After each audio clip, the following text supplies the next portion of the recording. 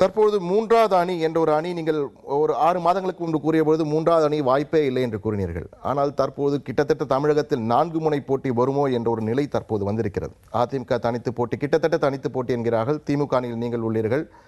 தேமுதிக நிலை இன்னும் தெளிவாகவில்லை. ஆனால் நீங்கள் சேர்ந்தால் நன்றாக இருக்கும் என்று கூறினீர்கள். அவர்களும் வருமோ என்ற ஒரு சூழ்நிலை தற்போது வந்து கொண்டிருக்கிறது. மற்றொரு பக்கத்திலே பாஜக ஒரு அணியை திரட்டிக் கொண்டிருக்கிறது. காங்கிரஸ் என்ன செய்ய போகிறான்னு தெரியவில்லை, அவர்களும் ஒரு அணியாக இருக்கிறார்கள். எனவே இந்த 4 முனை போட்டி தமிழகத்தில் எப்படி ஒரு முடிவினை கொடுக்கும் என்று எதிர்பார்க்கிறது, சரியாக இருக்குமா என்று நினைக்கிறீர்களா? இல்லை, இந்த தேர்தல் மிக முக்கியத்துவம் வாய்ந்த கவனத்தை ஈர்க்கிற ஒரு தேர்தலாக அமையப் போகிறது. ஏனென்றால் திமுகவும் அதிமுகவும் துணிச்சலான ஒரு முடிவை எடுத்திருக்கிறார்கள். நாடாளுமன்ற தேர்தல் என்றாலே ஏதாவது ஒரு தேசிய கட்சியோடு உறவு வைத்துக் கொள்வதுதான் வெற்றிக்கு அடிப்படையாக அமையும் என்று இருந்த நிலை மாறி காங்கிரஸோடும் இல்லை பிஜேபியோடும் இல்லை என்கிற முடிவு 2 திராவிட கட்சிகளும் மேற்கொண்டிருக்கிற துணிச்சலான முடிவு. நீங்கள் சொல்லுவதைப் போல 4 முனை போட்டி அமைந்தால் உண்மையான போட்டி திமுக அணிக்கும் அதிமுக அணிக்கும் தான் நிகழும்.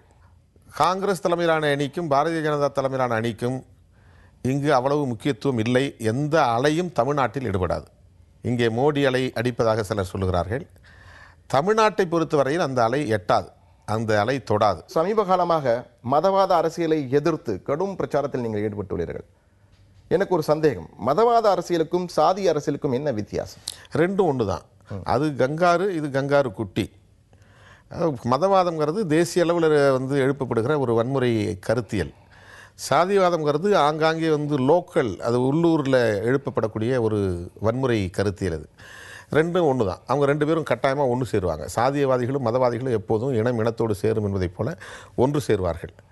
இப்போது நாம் ஏன் அதை எதிர்க்கணும்? அதனால தான் தேமுதிகவை கூட நான் அழைப்பு விடுத்திருக்கிறேன், இடதுசாரிகளுக்கு அழைப்பு விடுத்திருக்கிறேன். இது திமுகவுடைய குரல் அல்ல, தனிப்பட்ட விடுதலை சிறுத்தைகளுடைய குரல். மதவாதம் சாதியவாதம் போல் ஒரு ஆபத்து தேசியத்திற்கு வேறு எதுவுமே இல்லை. ஊழலை விட, வறுமையை விட கொடூரமானது மக்களிடையே, அப்பாவி மக்களிடையே வன்முறைகளை தூண்டுவது, அப்பாவி மக்களை பலி கொடுப்பது, ரத்தம் சிந்த வைப்பது, சட்டம் ஒழுங்கை சீர்குலைப்பது, சமூக அமைதியை சீர்குலைப்பது, பொது அமைதியை சீர்குலைப்பது மதவாதமும் சாதிவாதமும் தான். ஊழல் கூட ஒரு புற்றுநோய் மாதிரி சமூகத்தை அழிக்கும். வறுமை ஒரு புற்றுநோய் மாதிரி மனிதர்களை அழிக்கும். ஆனால் சாதியவாதமும் மதவாதமும் கொடூரமானவை, பயங்கரமானவை. இவ்வளவு சாதியவாதத்தை இவ்வளவு எதிர்க்கிறீர்கள். ஆனால் உங்களையே சிலர் சாதியவாத அரசியல்வாதியாகத்தான் உங்களை அடையாளம் காட்டுகிறார். என்னுடைய நிலை அது. அதாவது நான் சாதி ஒழிப்பே மக்கள் விடுதலைங்கிற முழக்கத்தோடு இறங்கி சாதி ஒழிப்பை தான் பேசிட்டு இருக்கிறேன். சாதி வாழ்கன்னு நான் அங்கேயும் சொல்லலை. நாங்கள் உயர்ந்த சாதி அல்லது தாழ்ந்த சாதின்னு சாதி பெருமையை நான் பேசலை. எங்கள் சாதி உங்கள் சாதின்னு எந்த இடத்துலையும் நான் பேசுனது கிடையாது. எந்த சமூகத்துக்கு எதிராகவும் நான் வெறுப்பு பிரச்சாரத்தை பண்ணது கிடையாது. ஆனால் சாதிவாதிகள் என்னையும் அந்த சாதி சாக்கடைக்குள்ளே கொண்டு திணிக்கணும்னு முயற்சி பண்ணுறாங்க. ஆனால் அது நடக்காது. ஒரு சிலர் சதி செய்கிறார்கள் என குற்றம் சாட்டுகிறீர்களா? சிலர் இந்த மாதிரியான இயக்கம் வளரக்கூடாது, திருமாவளவனுடைய தலைமை தமிழகத்திலே உருவாகக்கூடாது என்று கருதுகிற சிலர் என் மீதும் அந்த சேருவாரி பூச முயற்சிக்கிறார்கள். ஒரு குறிப்பிட்ட சாதிக்கு எதிரானவன் என்பதைப் போல ஒரு தோற்றத்தை உருவாக்குகிறார்கள். எந்த காலத்திலும் நான் அப்படிப்பட்ட பிரச்சாரத்தை தனிப்பட்ட முறையிலும் செய்ததில்லை, பொதுவான மேடைகளிலும் செய்ததில்லை. ஆயிரக்கணக்கான மேடைகளில் நான் பேசியிருக்கிறேன். எந்த ஒரு குறிப்பிட்ட சமூகத்தையும் எதிர்த்து வெறுப்பு பிரச்சாரம் செய்து அவர்களுக்கு எதிரான வன்முறைகளை நான் தூண்டியதே இல்லை. அப்படி ஒரு சூழ்நிலையில் பாட்டாளி மக்கள் கட்சியுடன் இணைந்து நீங்கள் ஏன் செயல்படக்கூடாது? ஏற்கனவே நீங்கள் செயல்பட்டீர்கள், ஒரு குறுகிய காலம் செயல்பட்டீர்கள். அப்போது சிறப்பாக இரு கட்சிகளும் இணைந்து வளர்ந்தன. ஆனால் தற்போது திடீரென பாட்டாளி மக்கள் கட்சியின் மீது நீங்களும் பேசி கருத்துக்களை எதிர்த்து கூறுகிறீர்கள், அவர்களும் உங்கள் மீது குற்றச்சாட்டுகளை வைக்கிறார்கள். இதற்கு ஏன் காரணம்? ஏன் ஒன்றிணைந்து செயல்படக்கூடாது? அதாவது 1999 மூப்பனாரோடு நான் சேர்ந்து தேர்தலில் நிற்கும்போது எனக்கு தேர்தல் அரசியல் தான் என்னன்னு தெரியாது. 10 நாள் பிரச்சாரம் தான் நான் பண்ணேன். அப்போ திமுக கூட்டணியில் பாட்டாளி மக்கள் கட்சி இருந்தது. திட்டமிட்ட வன்முறையை தமிழகத்தில் இதுவரையில் நடந்திராத ஒரு தேர்தல் வன்முறையை சிதம்பரம் தொகுதியிலே செய்தார்கள். கிட்டத்தட்ட 85 கிராமங்களை தீ வைத்து கொளுத்தினார்கள். 100க்கும் மேற்பட்ட இளைஞர்கள் வெட்டி காயப்படுத்தப்பட்டார்கள். அவ்வளவு கொடூரமான வன்முறையும் ரத்தம் சிந்துதலும் நிகழ்ந்த நிலையிலும் கூட இந்த வன்முறையை வன்மமாக வளர்த்து புதிய தலைமுறையை பாழாக்கக்கூடாது என்ற நல்லெண்ணத்தின் அடிப்படையில் அதையெல்லாம் மறந்து ஈழத்தமிழர்களுக்காகவும் தாய் தமிழை காப்பதற்காகவும் நாம் ஒன்று சேருவோம் என்று தமிழ் பாதுகாப்பு இயக்கத்தினுடைய தலைவராக நான் இருந்த காலத்தில் உண்மையான தமிழ் தேசிய உணர்வாளர்கள் எல்லாம் அந்த கோரிக்கை வைத்தபோது எந்த மறுதளிப்பும் சொல்லாமல் உடனடியாக மருத்துவரோடு நாங்கள் சேருவோம் என்று நான் ஒப்புதல் கொடுத்தேன். சேர்ந்தோம். 3-4 ஆண்டுகள் தொடர்ந்து அந்த பணியை நாங்கள் செய்தோம். நல்லிணக்கமாக போய்கொண்டிருந்தது. சட்டமன்ற தேர்தலிலே ஒரே அணியில் இடம்பெற்றோம். 2011 சட்டமன்ற தேர்தலில் ஒரே அணியில் இடம்பெற்றோம். தேர்தல் முடிந்த பிறகு என்னை மருத்துவர் அவருடைய இல்லத்திற்கே அழைத்து தேநீர் கொடுத்து தேர்தல் முடிவுகளை எல்லாம் ஆராய்ச்சி செய்து, உங்கள் மக்கள் அதிகம் வசிக்கக்கூடிய இடத்தில் எங்கள் வேட்பாளருக்கு வாக்களித்திருக்கிறார்கள், வன்னியர்கள் அதிகம் வசிக்கக்கூடிய பகுதியிலே உங்கள் வேட்பாளருக்கு வாக்களித்திருக்கிறார்கள், இவையெல்லாம் சான்றுகள் என்று அவர் சாட்சியங்களோடு என்னிடத்தில் பேசினார். யார் சொன்னாலும் நீங்கள் நம்பக்கூடாது, நாம் இருவரும் சேர்ந்ததனால் வாக்கு எதிரும் புதிருமாக போய்விட்டது, வாக்கு பரிமாற்றம் நிகழவில்லை என்று யார் சொன்னாலும் நம்பாதீர்கள், நம்முடைய வாக்குகள் பரிமாற்றம் அடைந்திருக்கின்றன. பாமகவுக்கு விடுதலை சிறுத்தைகள் வாக்குகளும், விடுதலை சிறுத்தைகளுக்கு பாமகவின் வாக்குகளும் பரிமாற்றம் அடைந்திருக்கின்றன என்று 2-3 பூத் வாக்குச்சாவடிகளினுடைய வாக்குகளை எடுத்து வைத்துக்கொண்டு என்னிடத்திலே அவர் சாட்சியங்களோடு பேசினார். அப்படி நன்றாகத்தான் அந்த உறவு இருந்தது.